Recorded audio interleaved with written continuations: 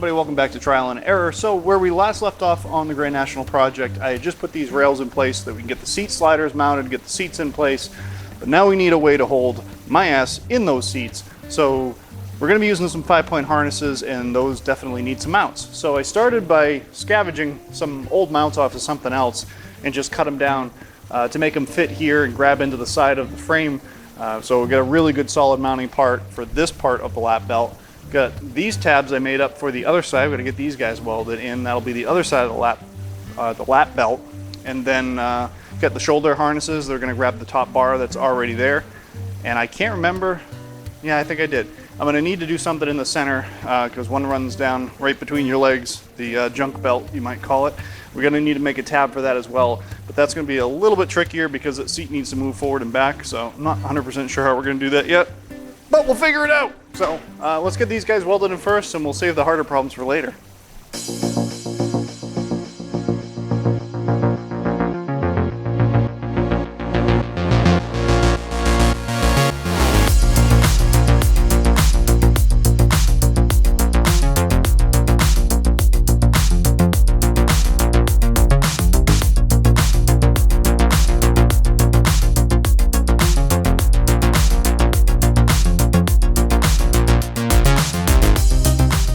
Next, I wanted to probably take an extra step that probably isn't needed, but just to be safe, I wanted to put some 45-degree pieces in that go from the center of the trans bracket up to the front of the frame, and that will just help stiffen everything up. And when the 4-link behind all of this pushes against that floor frame, it'll help kind of just carry that load and transfer it all the way back up into the front frame rails and just give it a nice rigid structure to push off.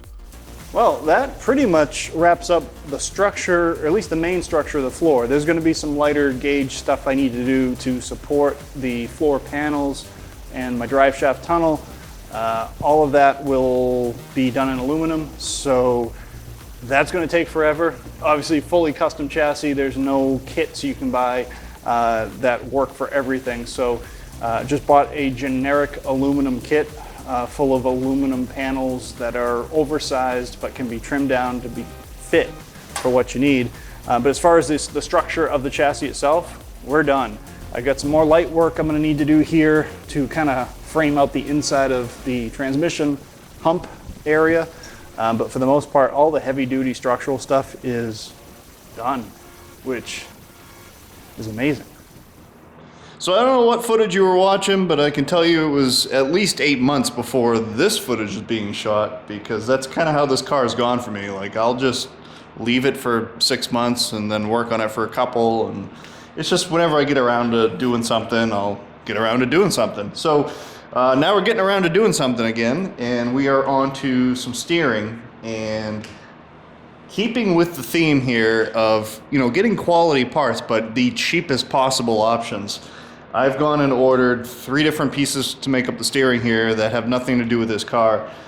First one is a manual rack, so I'm switching from power steering back to manual steering to save weight. And this also had, you know, pitman arm and the whole steering box, all of that horrible geometry and wiggle room that comes with that. So I wanted to put a rack and pinion in here, so get some handling back, or precision more than anything for tracking. And then I got this guy from Speedway. It's a collapsible safety column, so it can squeeze down in the event of a collision, and it has a quick release on there as well. And then I ordered a street rod linkage kit for something else. So the steering rack is made for a Ford Mustang or Mustang 2 rack. This is made for whatever, and then we've got a street rod kit. Somehow I want to put all that together because each one of these was the highest quality but lowest price version of that component. That's what made me do it, and I know that means extra work, but honestly, trying to figure out how to make all this stuff work is half the fun to me. So we're going to put all this crap together and see what happens. So one thing we know for sure is this cradle is not going to work for this rack and pinion, as it's going to end up somewhere around here, and that's going to be a problem right there. So a couple of things to keep in mind. Where the rack and pinion pivots here, it's pretty important to have that in line with your steering, with your lower control arm geometry. Because if you don't do that, as the tire goes up and down, it's going to want to push in and out due to the unequal lengths.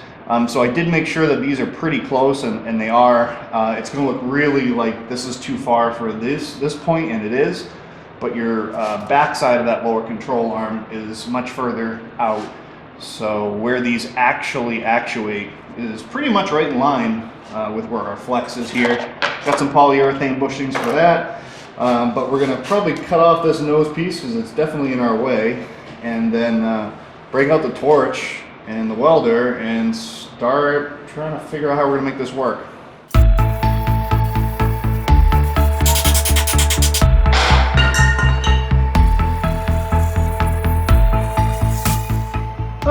So I got this far.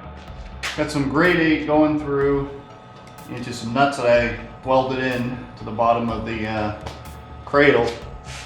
Cut a big enough opening to get the head of this thing through and make it easy for serviceability. And we're gonna have to do some work on these guys because these ball joints do not fit. These spindles, I just gotta make everything harder for myself, but that's kind of what I do. So now we're off to the other side here. Gotta open up a hole so that we can get our linkage through the other side. And before we can get any more creative here and attaching things and making things connect and stuff, we gotta figure out where the steering column is gonna be. So I already know this is the factory one. We're gonna be not using this at all. Actually, I'll be cutting that out. I just left it in as a guide for me more than anything. But I know my center line is about an inch further to the side with the new seat arrangement, bigger drive shaft, tunnel, and all of that. So we're gonna be off a little bit, but I also know we're gonna be way down from what the column used to be up here because I lowered the seating position and everything. So I'm gonna build a standoff here that's gonna drop the steering shaft down probably about 4.5 inches or so, and then I'll have a little bit of adjustability in the collar to go up and down with that. But we gotta kind of get things where they need to be before we can mock up any more of this intermediate linkage for the steering.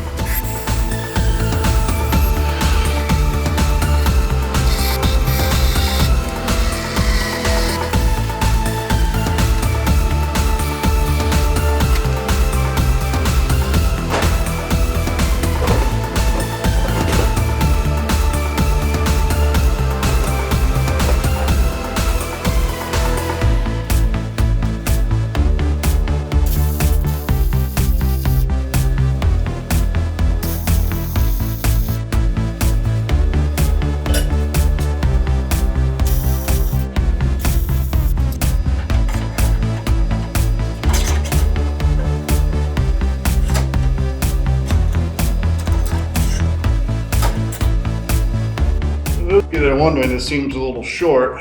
It is, it's short on purpose. I'm going to put an extension on my wheel itself. Just help me get in and out of the car a little easier rather than have this quick connect end, back up here. So where it probably should be, I'm going to attach that section to the removable wheel so that you can actually get your big goofy legs out of it. Rack is in and got the linkage running up through the cross member, and was able to do this all with only 2 U-joints. Usually you run 3, but I opted to go through the cross member anyway and just kind of keep all my lines together, so I've got no more than probably a 25-degree change at either of these. So it's really nice when you have manual steering to eliminate as many of these little linkage pieces as you can, because it just makes it that much easier to drive. So that all worked out good. I spent quite a bit of time on steering wheel placement. So this is like perfect for me. It's centered in the seat, because remember the seat's actually over a little bit more than it used to be stock-wise. It's in there really good, nice welded in mount there, and I actually have adjustability to go up and down. And because it's a collapsible column, I can also telescope it in and out as needed. Not an easy adjustment to make, but in case I change my mind over time, I've got wiggle room in all directions here to move that steering wheel. So that came out really good. Got a quick disconnect on there right now.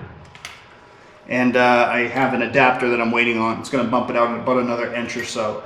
And that'll be good to go.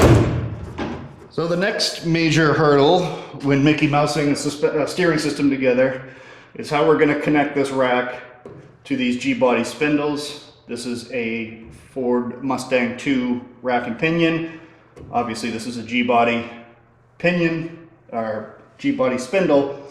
So none of the hardware works. So what I did do was I bought a set of tie rod ends for a Ford Mustang II, and I have my set of G-body ones.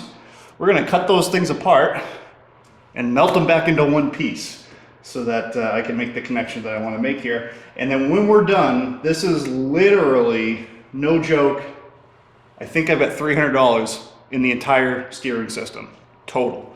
And we cut at least 100 pounds, probably closer to 150.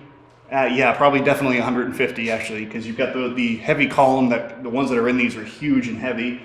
You've got the big ass steering box that probably weighs 50 pounds. Then you have all the linkage going across. It was heavy.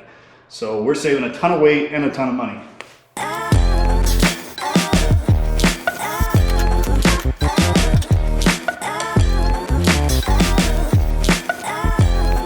Sandwich these two together.